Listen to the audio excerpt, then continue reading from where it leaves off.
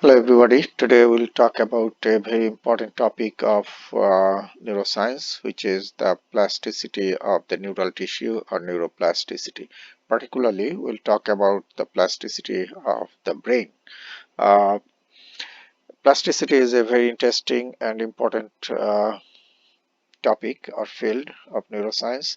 Uh, a lot of advancement has been made over the last 40 years on this field, and uh, particularly over the last 2 decades, due to advancement of the new techniques of recording of the brain activity, we have gathered a significant amount of uh, data or information about the plasticity. Uh, in the earlier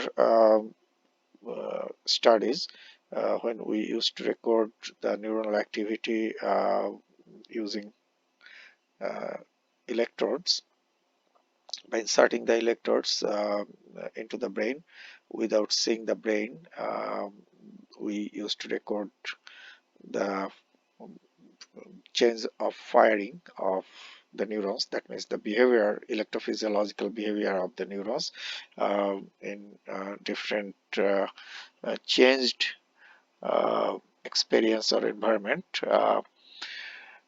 Also, we used to, inject dyes into the brain tissue, and by decapitating or killing the animal, we used to perform immunohistochemistry and to see uh, the pathway of the neural connections, or tracing the pathways to see if any new connections have been made, or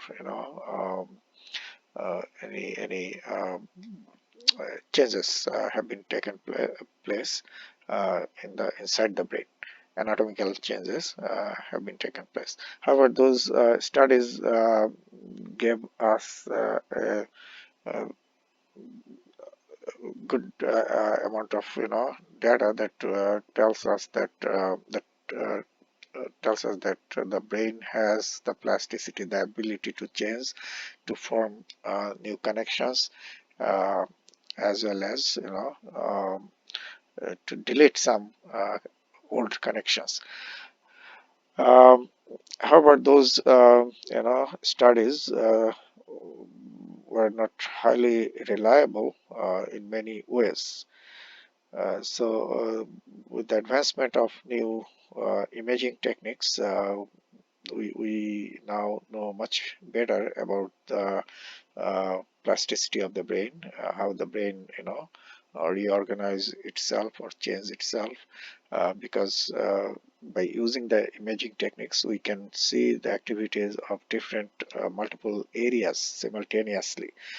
Which areas are getting activated, which areas are getting inhibited, and also by uh, using very high precision imaging techniques, we can very precisely see the changes of the brain areas. Anyway, so that is how we know that the brain has the plasticity. Now, if you see the sensory part of the brain, sensory parts of the brain are highly plastic. Our plasticity is high.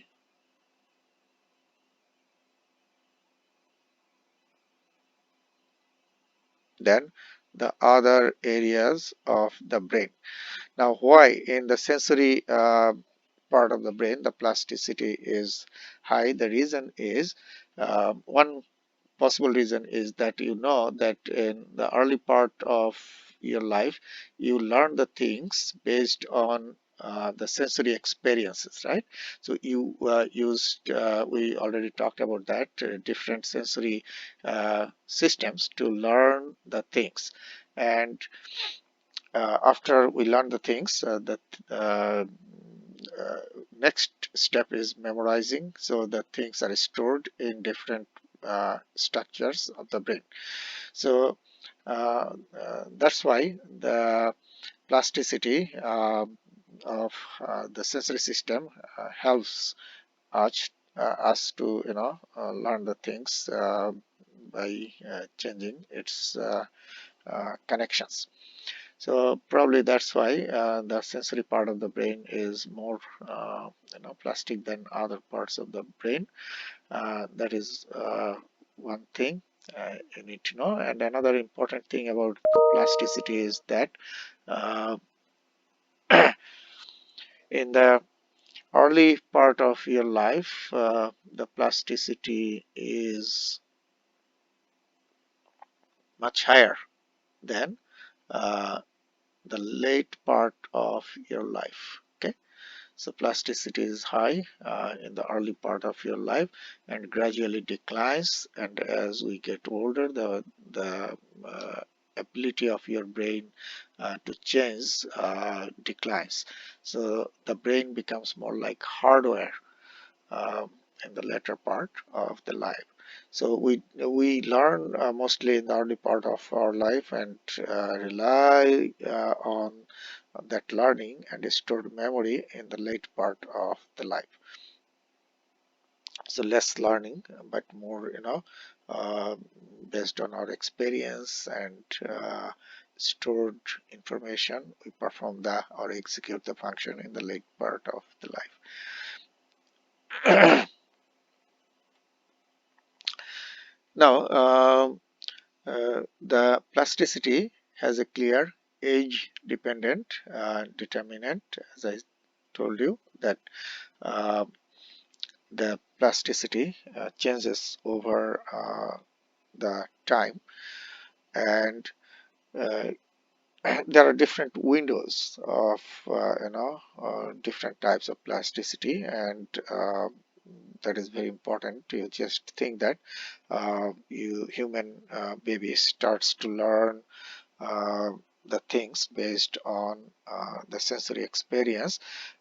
For example, when you teach a baby to uh, speak or produce, word, the window, the onset is like the 1 year. At the end of 1 year, the human baby starts to,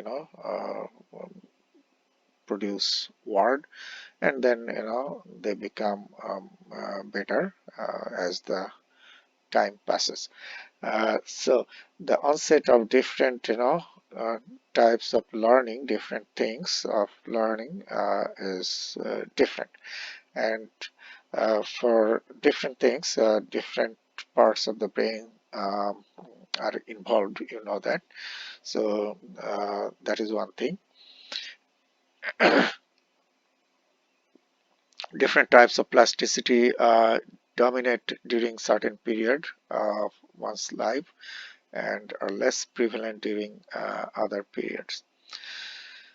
Now, if you ask a human baby to run, to swim or bike, uh, so 1 or 2 years baby won't be able to do that, right? So to learn that particular thing, the window is different, onset is different.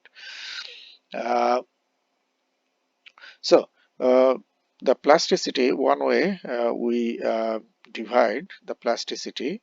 Uh, One is the developmental plasticity, that is the early part of the life during the development, and adult plasticity in the adulthood.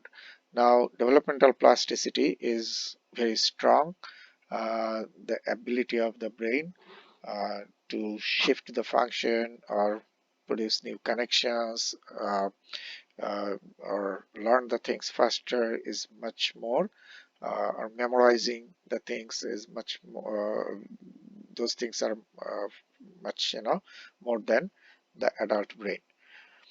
So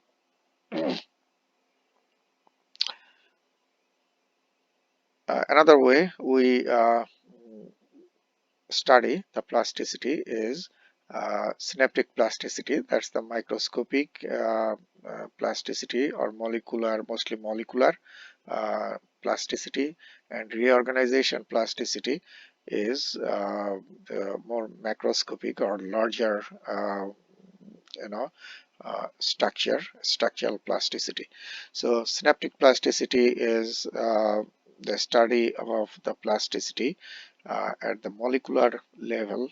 That means, what's going on in the synapse, and which molecules, signal molecules, or neurotransmitters are involved in that. That is the synaptic plasticity. Now, the synaptic plasticity could be long-term plasticity and short-term plasticity. And also we see the changes in the synapse.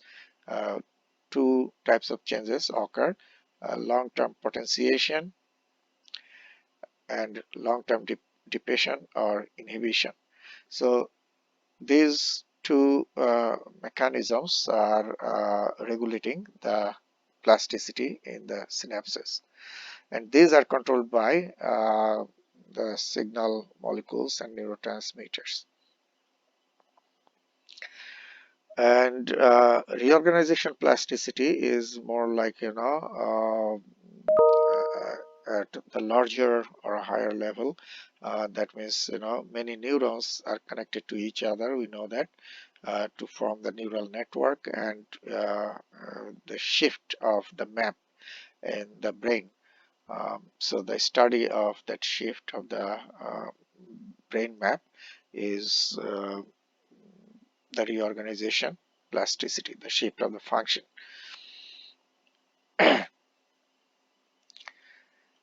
Now, if I ask you, just tell me which part is the front of the brain, which part is the back of the brain, most of you will quickly be able to tell me or answer me. However, if someone who just didn't get a lot of experience, or chance to see the brain, then that person will take longer time, right? So uh, even if I ask 10 of you, a different person will answer, will take a little different amount of time. So all those things depend on your experience and learning, how quickly your brain can process that signal. Depends on the experience and learning and memory, and all those things heavily depend on the plasticity. And the plasticity determines the you know uh, determines how the connectivity will be established or formed, how the brain will store the information as memory, and how the brain will execute, or will you know retrieve that information from the memory system. All those depend on the plasticity of the brain.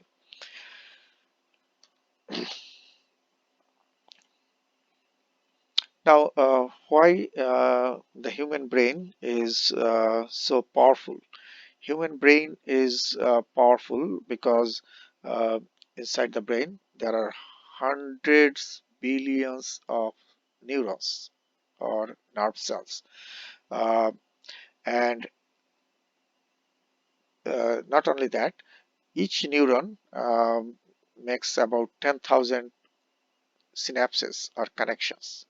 So just think that you have 100 billion of neurons, and each neuron is creating about 10,000, in average, um, synapses or connections. So the number is so high. And not only that, the most interesting and important thing is that these connections are being changed all the time.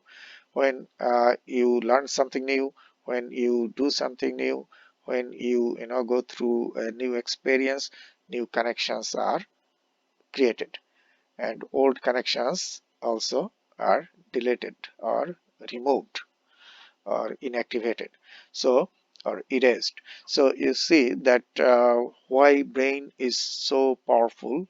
It is the most powerful structure on our known earth. um, Although we often say that rocket science, however, human brain has created all those uh, uh, sciences like rocket science, whatever you say space science.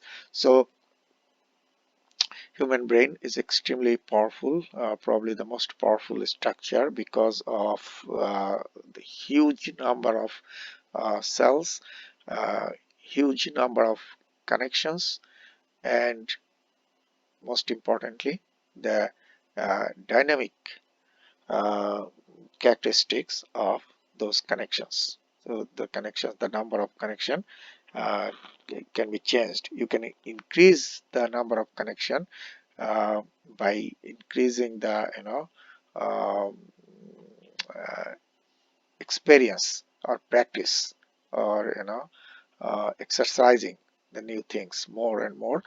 You can create more connections. So it's the brain has enormous power, and you can regulate or control or enhance that power by practice, or going through new and new experiences. uh, so uh, two things are important here to make the brain more powerful. You uh, it depends on the increased number of neurons.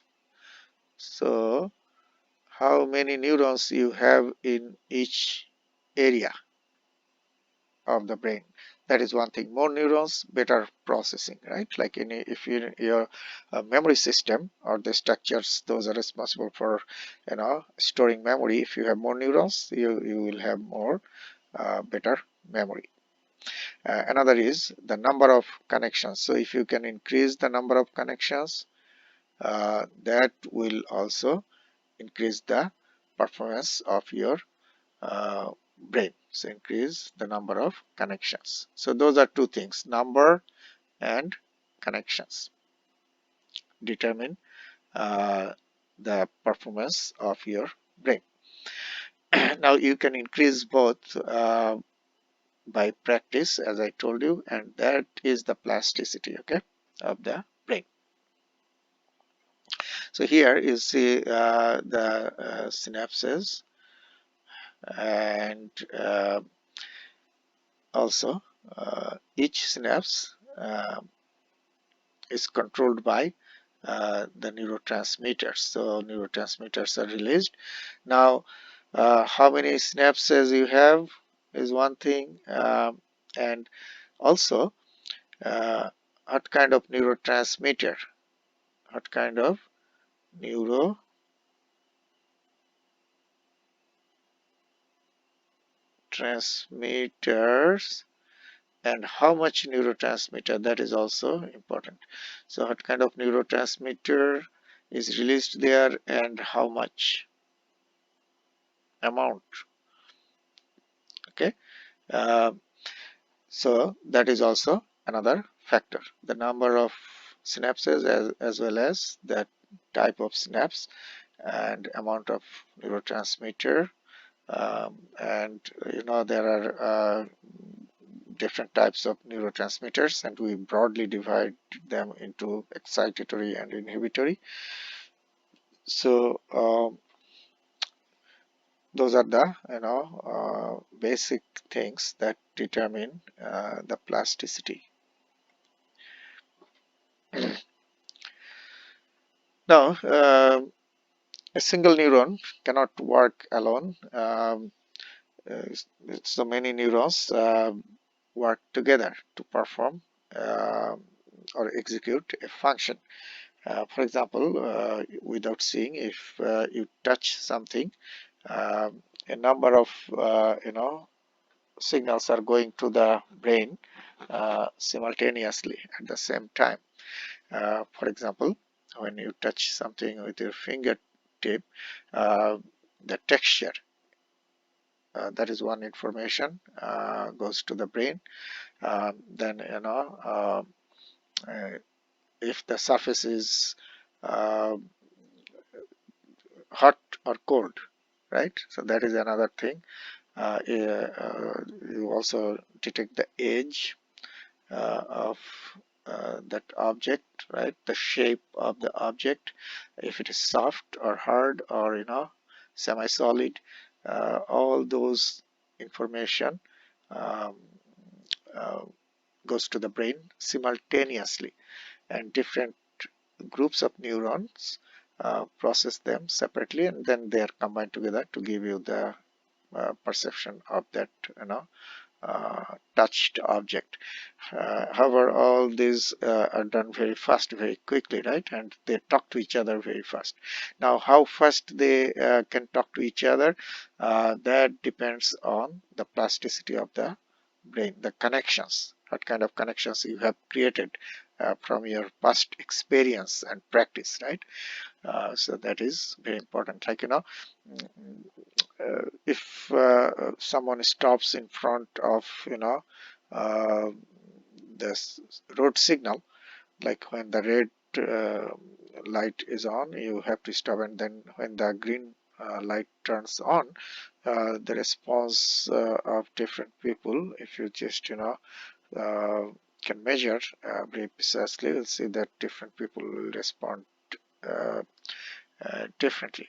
So every time, we respond to something based on our ability to process that signal in the brain, and you can improve or enhance that ability by creating new connections. Although we say that by practicing, by learning, right?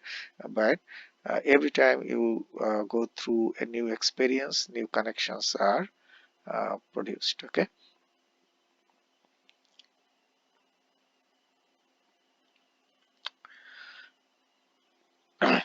Okay. Now, the brain has two important properties. One we get by birth, that is the innate property. Another we acquire uh, from our experience that we go through after the birth. Uh, in human brain, this acquired property is very strong, and that's why human brain is capable to learn so many things, and from that experience we can create new things, get innovative ideas, right? So uh, we have the ability uh, to uh, create the acquired function of the brain much more than other creatures.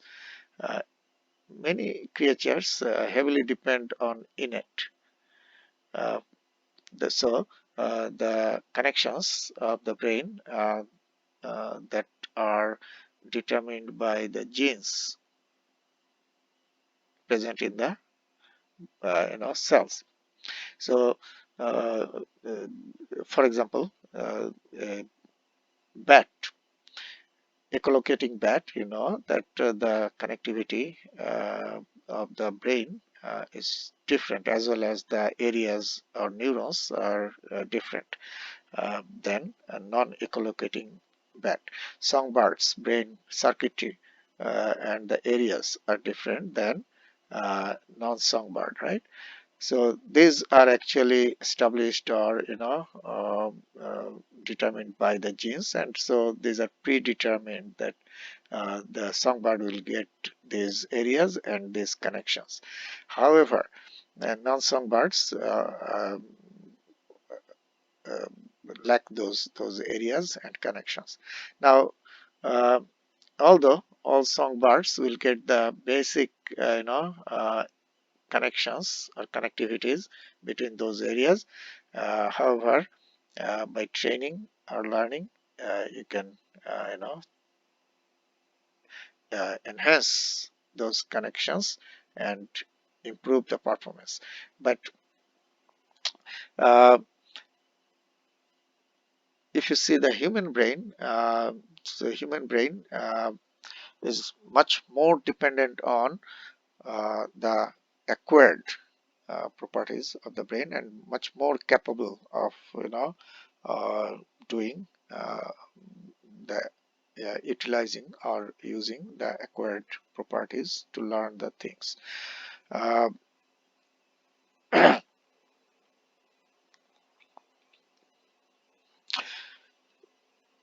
you know that the innate behavior or properties are more like uh, the functions. Those are we are considered as lower order brain functions like reflexes, defecation reflex, micturition reflex, right, and other reflexes, the heart regulation of heart function, the breathing, all those reflexes. uh, we all have that, right, we get by birth. uh, Similarly, bats get echolocation, birds get the songbirds get the ability to sing. However, uh, the human brain has more like higher brain functions.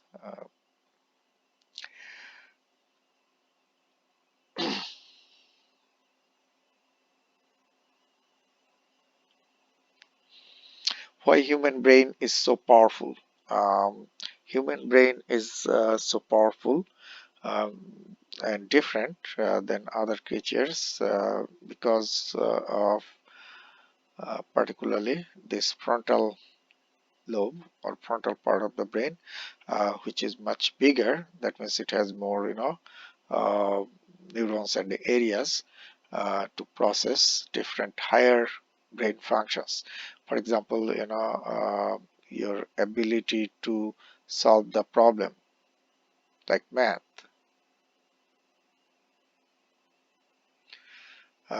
your intelligence, creativity, innovation, all those things are more than other creatures. And that's why if you compare the human brain with other creatures, you can see that this area is bigger than the other creatures.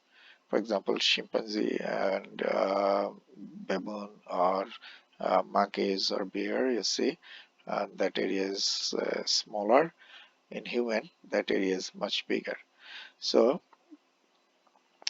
huge amount of plasticity is present in the frontal lobe of the brain too.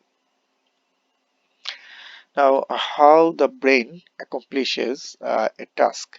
Multiple brain areas, as I have mentioned, are talking to each other, and how efficiently, how effectively they can talk to each other to execute a function depends on how the connectivities have been created in your past, you know, or in your early life. So this is an example how different brain areas get involved and they should be connected to each other. For example, when you hear something that is first processed in the primary auditory cortex here, and uh, you can immediately tell that if it is human voice or bird song or the call of a dog, something you can immediately perceive that, right? Then next is what? Immediately after that, you try to understand what is that, recognize that call or sentence, like what's the meaning of that sentence or call. So that is processed in this area, that is the Wernicke's area. So you see this area sends signal to this Wernicke's area, where the recognition of the speech is processed. Then uh, if your brain decides that you have to answer that um, sound or question or whatever, then Wernicke's area cannot do that. It sends signal to the Broca's area. Broca's area is a motor area. This is a motor area, and it sends signal to the vocal cords to produce the speech. However, after you listen that voice, you may not, your brain may not send signal to this area. If you are asked to answer something, then you have to send the signal to this area and produce sound. But if you are asked that move your hand, that command, to execute that, you have to send signal here, right, to the primary motor cortex. From here, the signal will go to the muscles of your hand or to the effector organ. So you can see that how different areas are connected to each other, and how much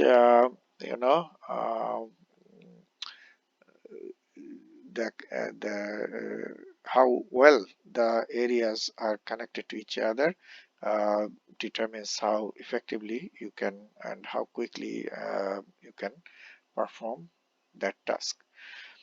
So if some connections are weak, then the person will show delayed response, or some kind of disability.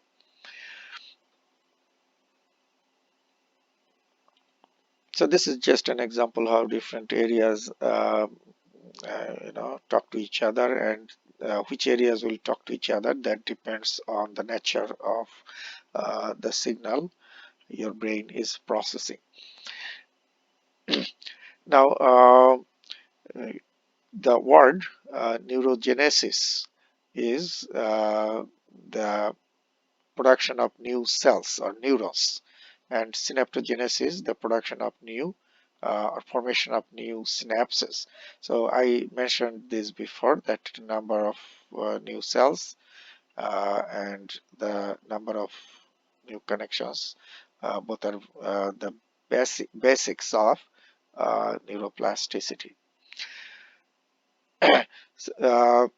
And studies have from very early studies, we know that synaptogenesis occurs by dendritic sprouting or pruning.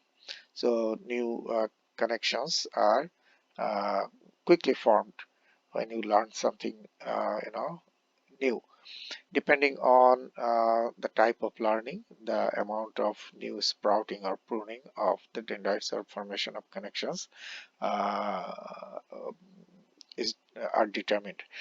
Uh, Now, neurogenesis, less experiments have shown that the new neurons are created. However, some experiments have clearly, shown that by practicing or learning new things, you can create new neurons in the brain. So why, you see, a very important and powerful statement, we talked about this before: you can never step in the same river twice. Uh, by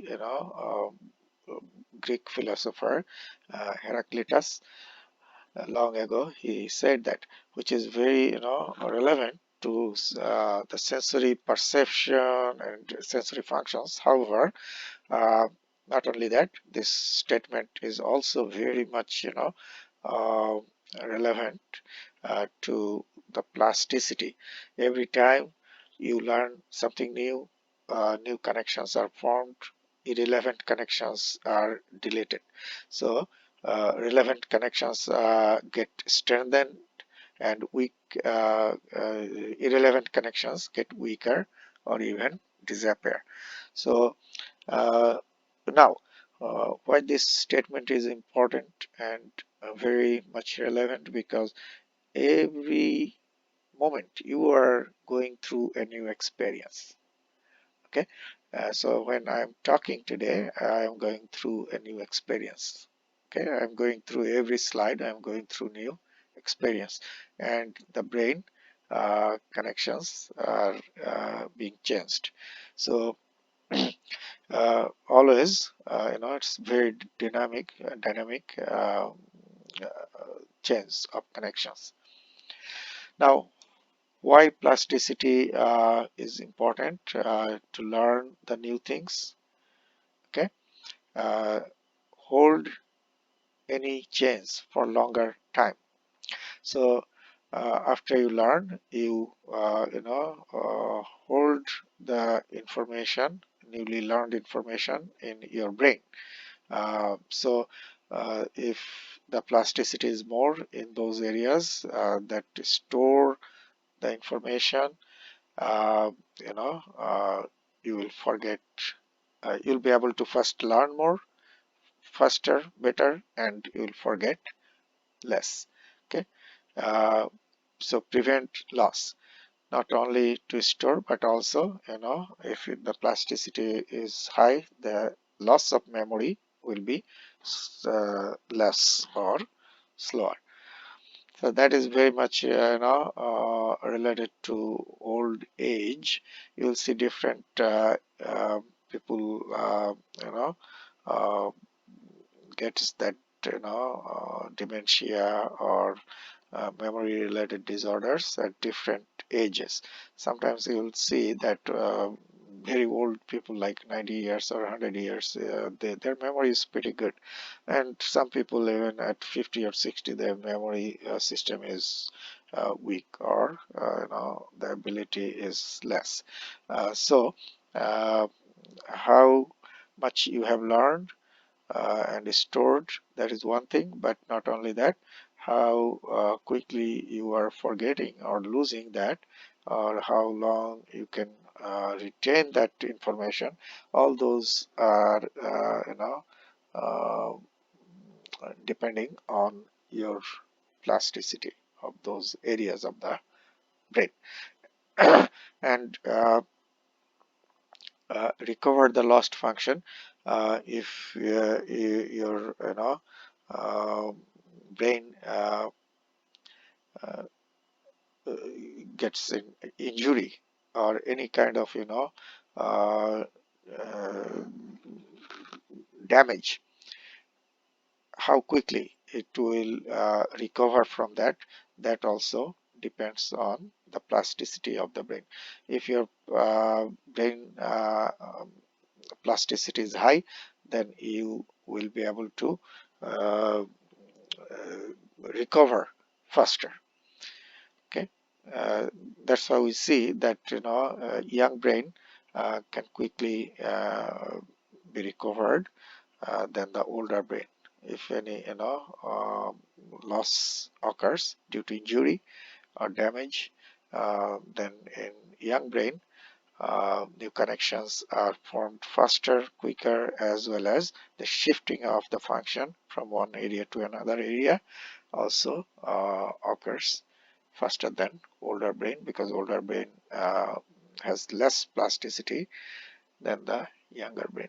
So you see, all those important functions are depending on the plasticity of the brain.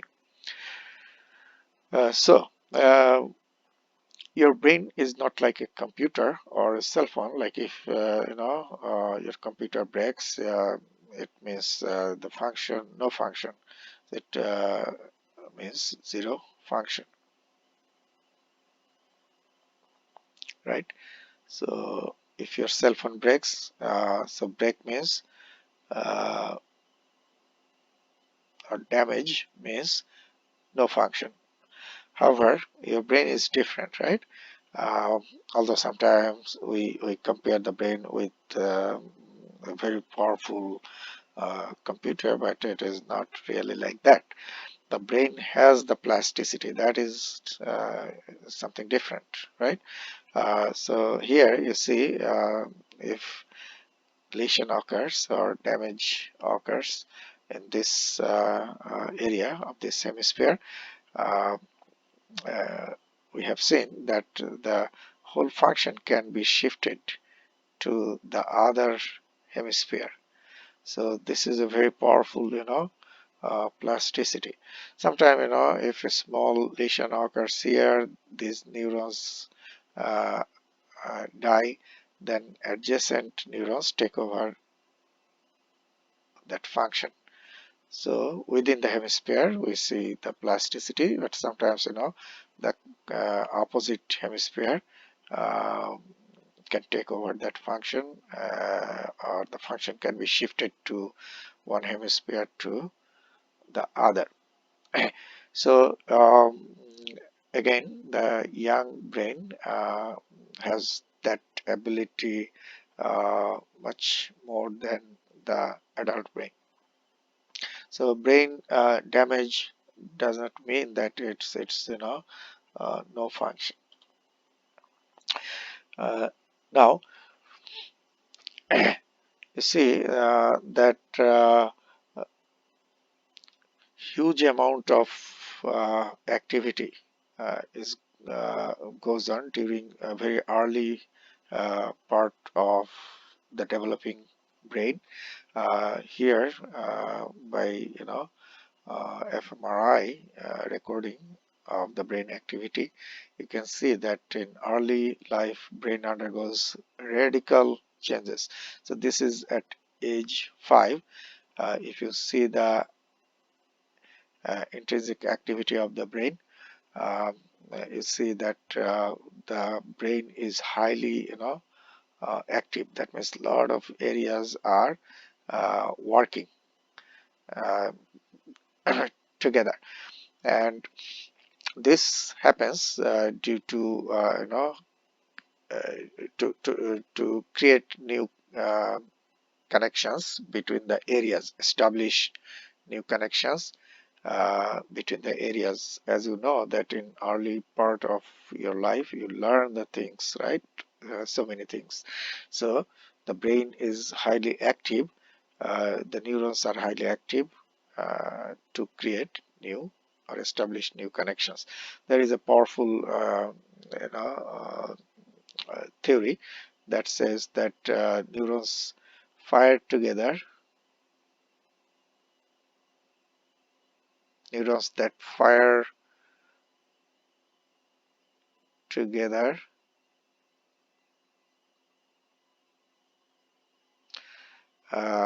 neurons wire together. Okay, so those neurons fire together um, simultaneously at the same time. New connections are formed between them. Okay, new connections are formed between them. So that is Heavian, uh, behavior of the neurons. Uh, and if you record the activity of the brain as the person gets older, then this is childhood. You see that still the activity of different brain areas pretty high, um, and then at adolescence the activity goes down a lot, and then after adolescence you see at age 20 the activity is really very low.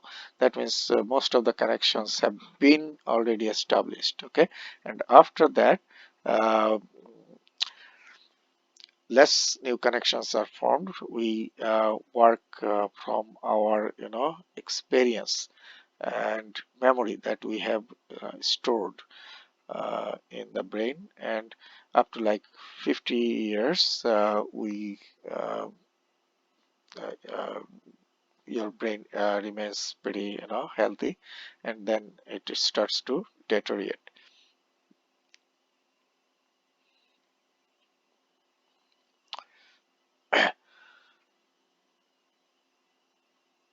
So in early uh, part of your life, if you train the brain, you can make the brain very powerful. This is really, how we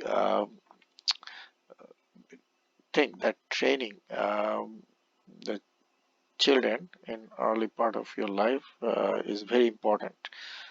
Early childhood training is very important. That can make a big difference, can make your brain extremely powerful if you can, train in right way. But the problem is, so many early childhood teachers, they are good in, training, but they have lack of, neuroscience experience. So if someone has, the knowledge that how you can, create the plasticity or enhance creating the plasticity, by using different techniques, you can make the brain really very powerful, uh, which should be a goal. And this is just an example, like Ben, this boy, when he was very small, he lost his eyes due to cancer, and his mom trained him on echolocation to detect the things by uh, echolocation, and he became very good in echolocating. And since he lost his eyes, his visual part of the brain was not, receiving any signal, and that one was the function, some auditory function was shifted to that area. So brain uh, doesn't like to stay quiet. Brain doesn't like silence. So brain always, brain is hungry to uh, receive signal. So the neurons are always hungry to receive signals. So when your sight is lost, the visual part is not getting signal from your eyes. Those neurons don't want to sit quiet. They love to, get signal. So the other areas will, you know uh, start to shift the functions to that quiet area, or the area is not getting signal. The neurons are not getting, excited. So that's the way how the function is shifted from one area to another. Okay, and that is a very powerful property of the brain, um, and that makes the brain different.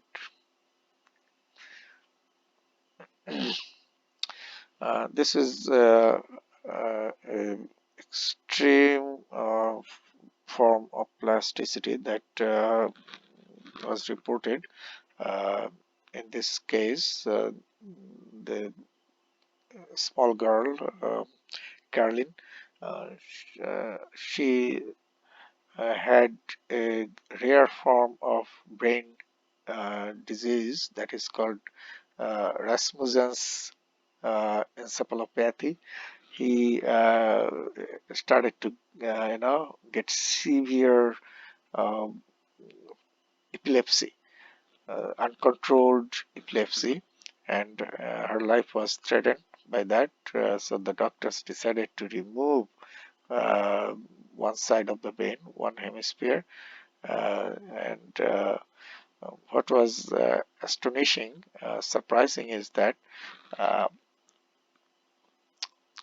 within few weeks of her surgery, uh, his functions, the lost functions, started to come back, and she started to run uh, within few weeks, and in few months most of his lost functions came back to normal. And you won't believe it that if you don't see that from this picture you can see that whole one side of the brain was removed, and the function from the removed side shifted to the healthy side of the remaining part of the hemisphere of the brain, and most of those functions were shifted to the other hemisphere. Uh, so you can see how strong the uh, plasticity could be in early part of your life. But as you get older, the ability of the brain to shift the function also declines.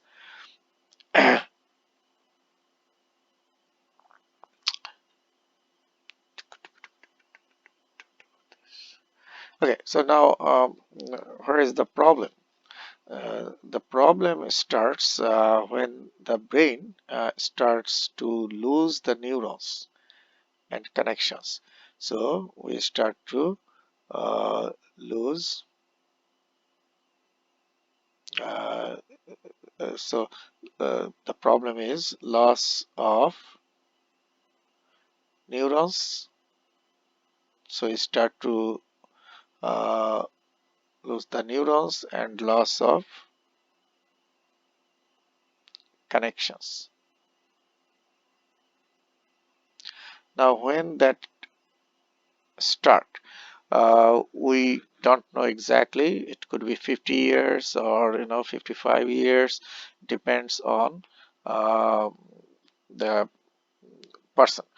Now, one thing is important, as I mentioned earlier, that uh, how early or how late your brain will start to lose the connections and lose the neurons uh, could be heavily dependent on uh, the preparedness of your brain, how well you trained your brain in the early part of your life, how healthy your brain connections, how many neurons you have created in the brain. All those uh, count. So now, one thing uh, we don't see the change of a person's behavior, um, even the loss of neuron and loss of connection, those things start. Those things start inside the brain, but we don't see immediate, effect from outside. So from outside, we start to see the loss of function or, uh, you know, uh, the disability 10-15 years after the start of loss of the neurons and loss of the connections. So if someone starts to lose the neurons and connections at age 50, maybe you will see the symptoms at 60 or 65, okay, age. So now, if you can use high precision, recording of the brain, you can see the change has started or has started to take place much earlier than you see the change of behavior of that person from outside, and you can take measures to stop that loss or stop the yeah uh, dysfunction of the brain. Anyway, so it is a natural thing that after certain age we start to lose the neurons and we start to lose the connections. Now, two things here: uh, how you prepared your brain uh, to uh, prevent that loss. If your plasticity is strong, that loss will be less and delayed. Onset will be delayed. Now, another thing is that it is like, your retirement plan, how much money you have saved in early uh, part of your life, then you can, rely on that more in the later part of your life. So it is like that. If you have created a strong memory system in the brain, where you have more neurons, more connections, better connections, then the function you will lose slowly. That means you can maintain the function for much longer period. So that is one thing. Now, staggering number of people throughout the world have been suffering from some uh, age-related disabilities or disorders.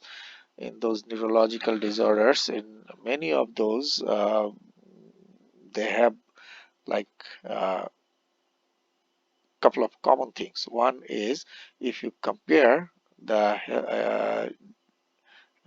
diseased brain with the healthy brain, you'll see that the size of the brain uh, is smaller in those diseases. Why that happens?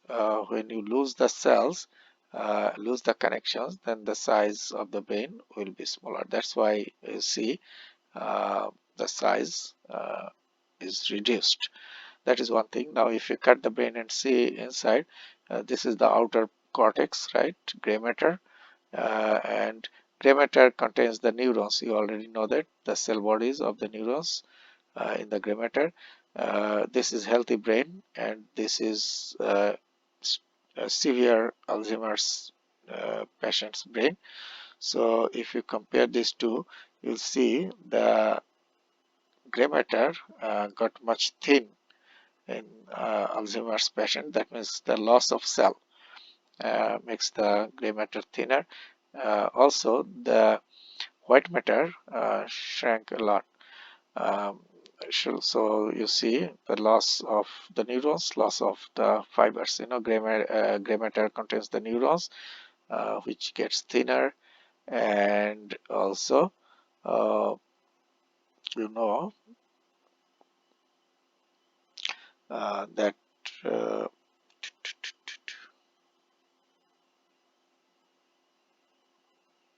also that the white matter is the areas where you'll find the fibers, and those fibers go from one area to another to connect the areas. So loss of fiber will shrink the white matter.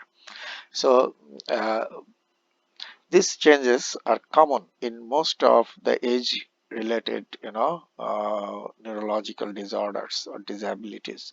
So if you can prevent the loss of neurons or prevent the loss of fibers, um, and keep them healthy, then the person will not go through those disabilities, uh, and you can cure them or treat them better. A big amount of every year's budget, like goes to take care of these patients.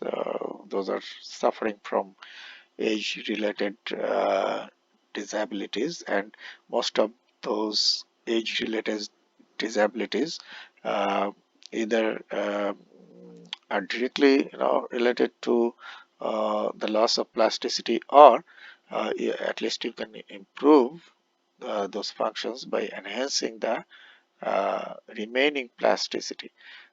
Okay, so you can create or build a strong plasticity in the early life, or you can utilize the remaining plasticity in the adult brain in a better way uh, through training, particular or specific training that can uh, improve those areas.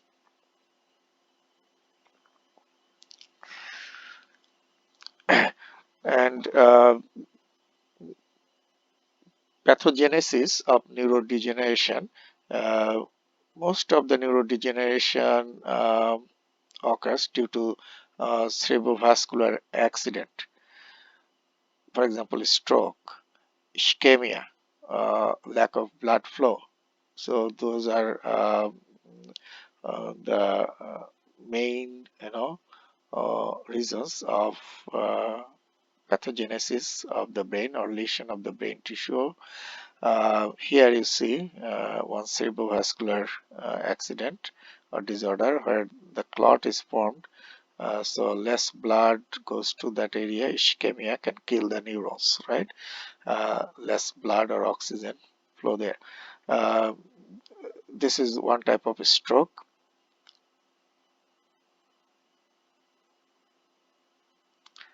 Another is hemorrhage or bleeding. That is also called stroke. So stroke could be either blockage, so lack of blood supply or loss of blood supply to the brain tissue, ischemia or loss of death of brain tissue. Another way the brain tissue uh, can die is burst or hemorrhage, bleeding, rupture of the blood vessel. Uh, Now, uh, another risk is diabetes. So diabetes can cause cerebrovascular accident or disorder or any kind of vascular disorder. Uh, Another is environmental toxins like mold or some heavy metals can be very toxic for the brain tissue and can kill the neurons. If you live in a house where you have mold, you should immediately clean those because mold could be really very toxic, and some metals used in in particularly uh,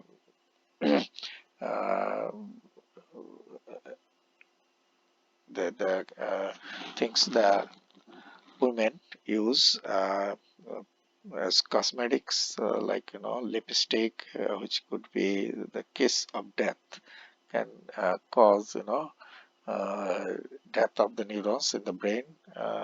Although you probably never thought about that, that's heavy metal is used in those cosmetics or makeups.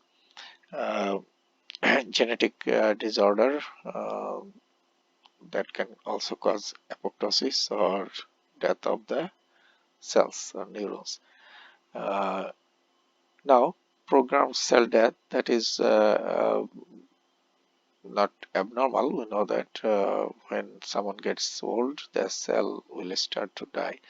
But if it happens early, then the normal, then we'll say that abnormal apoptosis or early death of the cells that can cause the disorders, neurological disorders. Uh, Demyelination. The axons or nerve fibers are covered by the neuroglial cells uh, called Schwann cells or oligodendrocytes.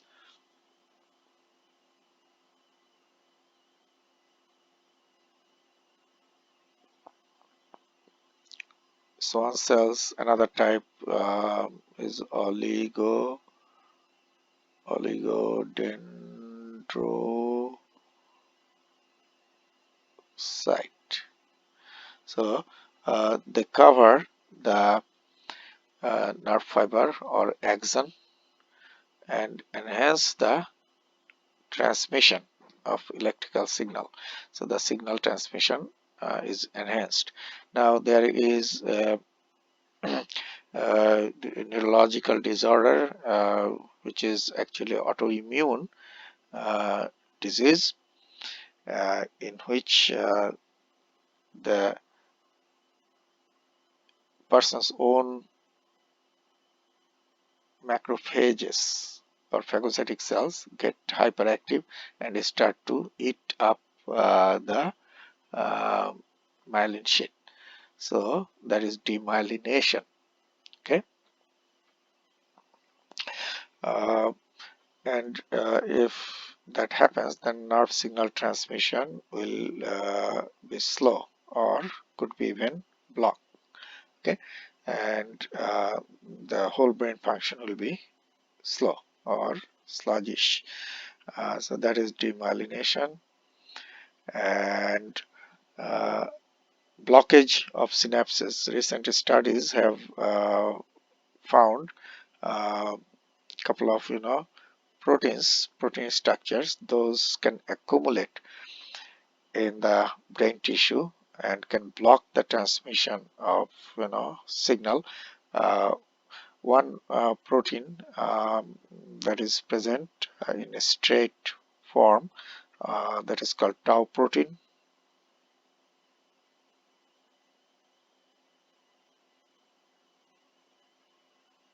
It is present in the brain tissue.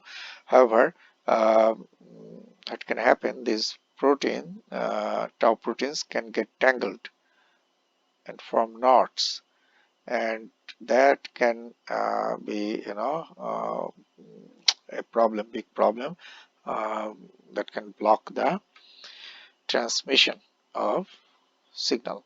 And another protein is called amyloid.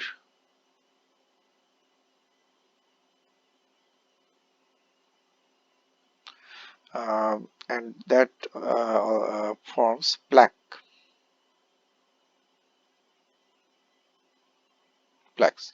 So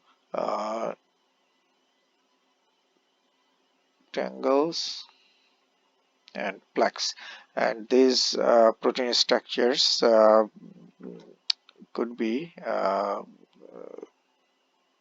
the reason of Alzheimer or dementia, those kind of age related diseases. And some recent experiments have shown that these protein structures can form those structures that can block the neurotransmission, and they are present in large amount in the brain of the models, animal models who had Alzheimer's or dementia type disorders.